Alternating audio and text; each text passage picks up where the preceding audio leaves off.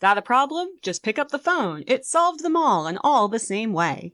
2BR02B by Kurt Vonnegut Jr. Everything was perfectly swell.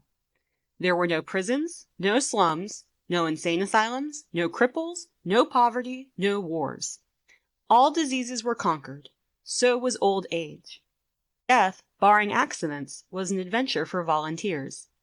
The population of the United States was stabilized at 40 million souls. One bright morning, in the Chicago Lying-In Hospital, a man named Edward K. Wheeling, Jr. waited for his wife to give birth. He was the only man waiting. Not many people were born a day anymore. Wheeling was 56, a mere stripling in a population whose average age was 129. X-rays had revealed that his wife was going to have triplets. The children would be his first. Young Wheeling was hunched in his chair, his head in his hand. He was so rumpled, so still and colorless as to be virtually invisible. His camouflage was perfect, since the waiting room had a disorderly and demoralized air, too. Chairs and ashtrays had been moved away from the walls. The floor was paved with spattered drop cloths. The room was being redecorated. It was being redecorated as a memorial to a man who had volunteered to die. A sardonic old man, about 200 years old, sat on a stepladder, painting a mural he did not like. Back in the days when people aged visibly, his age would have been guessed at 35 or so. Aging had touched him that much before the cure for aging was found. The mural he was working on depicted a very neat garden. Men and women in white, doctors and nurses, turned the soil, planted seedlings, sprayed bugs, spread fertilizer. Men and women in purple uniforms pulled up weeds, cut down plants that were old and sickly, raked leaves, carried refuse to trash burners. Never, never, never, not even in medieval Holland, nor old Japan, had a garden been more formal, been better tended. Every plant had all the loam, light, water, air, and nourishment it could use. A hospital orderly came down the corridor, singing under his breath a popular song. If you don't like my kisses, honey, here's what I will do. I'll go see a girl in purple, kiss the sad world toodaloo. If you don't want my lovin', why should I take up all this space? I'll get off this old planet, let some sweet baby have my place. The orderly looked in at the mural and the muralist. Looks so real, he said. I can practically imagine I'm standing in the middle of it. What makes you think you're not in it? Said the painter. He gave a satiric smile. It's called the Happy Garden of Life, you know. That's good of Dr. Hitz, said the orderly. He was referring to one of the male figures in white, whose head was a portrait of Dr. Benjamin Hitz, the hospital's chief obstetrician. Hitz was a blindingly handsome man. Lots of faces still to fill in, said the orderly. He meant that the faces of many of the figures in the mural were still blank. All blanks were to be filled with portraits of important people on either the hospital staff or from the Chicago office of the Federal Bureau of Termination. Must be nice to be able to make pictures that look like something, said the orderly. The painter's face curdled with scorn. You think I'm proud of this daub? He said. You think this is my idea of what life really looks like? What's your idea of what life looks like? Said the orderly. The painter gestured at a foul dropcloth. There's a good picture of it, he said. Frame that, and you'll have a picture a damn sight more honest than this one. You're a gloomy old duck, aren't you? Said the orderly. Is that a crime? Said the painter. The orderly shrugged. If you don't like it here, Grandpa, he said, and he finished the thought with the trick telephone number that people who didn't want to live anymore were supposed to call. The 0 in the telephone number he pronounced naught. The number was 2BR02B. It was the telephone number of an institution whose fanciful sobriquets included Automat, Birdland, Cannery, Catbox, Delouser, Easy Go, Goodbye Mother, Happy Hooligan, Kiss Me Quick, Lucky Pierre, Sheep Dip, Wearing Blender, Weep No More, and Why Worry. To be or not to be was the telephone number of the municipal gas chambers of the Federal Bureau of Termination. The painter thumbed his nose at the orderly. When I decide to go, he said, it won't be at the Sheep Dip. A do-it-yourselfer, eh? Said the orderly. Messy business, Grandpa. Why don't you have a little consideration for the people who have to clean up after you? The painter expressed, with an obscenity, his lack of concern for the tribulations of his survivors. The world could do with a good deal more mess, if you ask me, he said. The orderly laughed and moved on. Wheeling, the waiting father, mumbled something without raising his head, and then he fell silent again. A coarse, formidable woman strode into the waiting room on spike heels. Her shoes, stockings, trench coat, bag, and overseas cap were all purple, the purple the painter called the color of grapes on Judgment Day. The medallion on her purple musette bag was the seal of the Service Division of the Federal Bureau of Termination, an eagle perched on a turnstile. The woman had a lot of facial hair, an unmistakable mustache, in fact. A curious thing about gas chamber hostesses was that, no matter how lovely and feminine they were when recruited, they all sprouted mustaches within 5 years or so. "Is this where I'm supposed to come?" she said to the painter. "A lot would depend on what your business was," he said. "You aren't about to have a baby, are you?" "They told me I was supposed to pose for some picture," she said. "My name's Leora Duncan." She waited. "And you dunk people," he said. "What?" she said. "Skip it," he said. "Oh, that sure is a beautiful picture," she said. "Looks just like heaven or something." "Or something," said the painter. He took a list of names from his smock pocket. "Duncan, Duncan, Duncan," he said, scanning the list. "Yes, here you are. You're entitled to be immortalized. See any faceless body here you'd like me to stick your head on? We've got a few choice ones left." She studied the mural bleakly. "Gee," she said, "they're all the same to me. I don't know anything about art." "A body's a body, eh?" he said. "All righty, as a master of fine art, I recommend this body here." He indicated a faceless figure of a woman who was carrying dried stalks to a trash burner.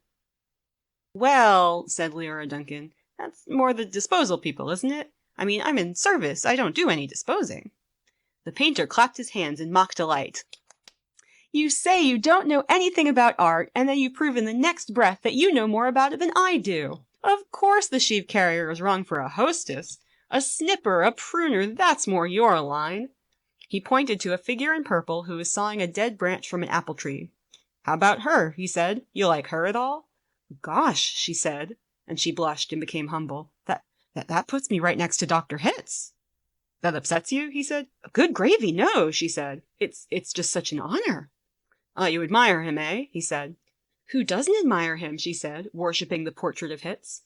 It was the portrait of a tanned, white-haired, omnipotent Zeus, 240 years old. "Who doesn't admire him?" she said again. "He was responsible for setting up the very first gas chamber in Chicago." "Nothing would please me more," said the painter, "than to put you next to him for all time. Sawing off a limb, that strikes you as appropriate?" "That is kind of like what I do," she said. She was demure about what she did. What she did was make people comfortable while she killed them. And while Leora Duncan was posing for her portrait, into the waiting room bounded Dr. Hitz himself. He was 7 feet tall, and he boomed with importance, accomplishments, and the joy of living. "Well, Miss Duncan," he said, and he made a joke. "What are you doing here?" he said. "This isn't where the people leave. This is where they come in." "We're going to be in the same picture together," she said shyly. "Good," said Dr. Hitz heartily. "And say, isn't that some picture?" "I sure am honored to be in it with you," she said. "Let me tell you," he said, "I'm honored to be in it with you. Without women like you, this wonderful world we've got wouldn't be possible." He saluted her and moved toward the door that led to the delivery rooms. "Guess what was just born," he said. "I can't," she said. "Triplets," he said. "Triplets," she said. She was exclaiming over the legal implication of triplets. The law said that no newborn child could survive unless the parents of the child could find someone who would volunteer to die. Triplets, if they were all to live, called for 3 volunteers. "Do the parents have 3 volunteers?" said Leora Duncan. "Last I heard," said Dr. Hitz, "they had 1, and were trying to scrape another 2 up." "Oh, I don't think they made it," she said. "Nobody made 3 appointments with us. Nothing but singles going through today, unless somebody called in after I left. What's the name?" "Wheeling," said the waiting father, sitting up, red-eyed and frowsy. "Edward K. Wheeling, Jr. is the name of the happy father-to-be." He raised his right hand, looked at a spot on the wall, and gave a hoarsely wretched chuckle. "Present," he said. "Oh, Mr. Wheeling," said Dr. Hitz. "I didn't see you." "The Invisible Man," said Wheeling. "They just phoned me that your triplets have been born," said Dr. Hitz. "They're all fine, and so is the mother. I'm on my way in to see them now." "Hooray," said Wheeling emptily. "You don't sound very happy," said Dr. Hitz. "What man in my shoes wouldn't be happy?" said Wheeling. He gestured with his hands to symbolize carefree simplicity. All I have to do is pick out which one of the triplets is going to live, then deliver my maternal grandfather to the happy hooligan, and come back here with a receipt. Dr. Hitz became rather severe with Wheeling, towered over him. You don't believe in population control, Mr. Wheeling? He said. I think it's perfectly keen, said Wheeling tautly.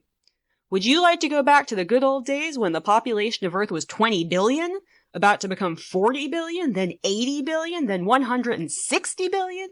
Do you know what a druplet is, Mr. Wheeling? Said Hitz. Nope, said Wheeling sulkily. A druplet, Mr. Wheeling, is one of the little knobs, one of the little pulpy grains of a blackberry, said Dr. Hitz. Without population control, human beings would now be packed on the surface of this old planet like drupelets on a blackberry. Think of it. Wheeling continued to stare at the same spot on the wall. In the year 2000, said Dr. Hitz, before scientists stepped in and laid down the law, there wasn't even enough drinking water to go around, and nothing to eat but seaweed. And still, people insisted on their right to reproduce like jackrabbits, and their right, if possible, to live forever. I want those kids, said Wheeling quietly. I want all three of them. Of course you do, said Dr. Hitz. That's only human. I don't want my grandfather to die either, said Wheeling. Nobody's really happy about taking a close relative to the cat box, said Dr. Hitz gently, sympathetically. Oh, I wish people wouldn't call it that, said Leora Duncan. What? Said Dr. Hitz. Oh, I wish people wouldn't call it the cat box and things like that, she said. It gives people the wrong impression. You're absolutely right, said Dr. Hitz. Forgive me. He corrected himself, gave the municipal gas chambers their official title, a title no one ever used in conversation. I should have said Ethical Suicide Studios, he said. That sounds so much better, said Leora Duncan. This child of yours, whichever one you decide to keep, Mr. Wheeling, said Dr. Hitz, he or she is going to live on a happy, roomy, clean, rich planet thanks to population control, in a garden like that mural there. He shook his head. 2 centuries ago, when I was a young man, it was a hell that nobody thought could last another 20 years. Now centuries of peace and plenty stretch before us as far as the imagination cares to travel. He smiled luminously. The smile faded as he saw that Wheeling had just drawn a revolver. Wheeling shot Dr. Hitz dead. There's room for one, a great big one, he said. And then he shot Leora Duncan. It's only death, he said to her as she fell. There, room for 2. And then he shot himself, making room for all of his 3 children. Nobody came running. Nobody seemingly heard the shots. The painter sat on the top of his stepladder, looking down reflectively on the sorry scene. The painter pondered the mournful puzzle of life demanding to be born, and once born demanding to be fruitful, to multiply and to live as long as possible, to do all that on a very small planet that would have to last forever. All the answers that the painter could think of were grim, even grimmer surely than a cat box, a happy hooligan, and easy go. He thought of war, he thought of plague, he thought of starvation. He knew that he would never paint again. He let his paintbrush fall to the drop-cloths below. And then he decided he had had about enough of life in the happy garden of life too, and he came slowly down from the ladder. He took Wheeling's pistol, really intending to shoot himself, but he didn't have the nerve. And then he saw the telephone booth in the corner of the room. He went to it, dialed the well-remembered number, 2BR02B. Federal Bureau of Termination, said the very warm voice of a hostess. How soon could I get an appointment? He asked, speaking very carefully. We could probably fit you in late this afternoon, sir, she said. It might even be earlier if we get a cancellation. All right, said the painter. Fit me in, if you please. And he gave her his name, spelling it out. Thank you, sir, said the hostess. Your city thanks you, your country thanks you, your planet thanks you. But the deepest thanks of all is from future generations.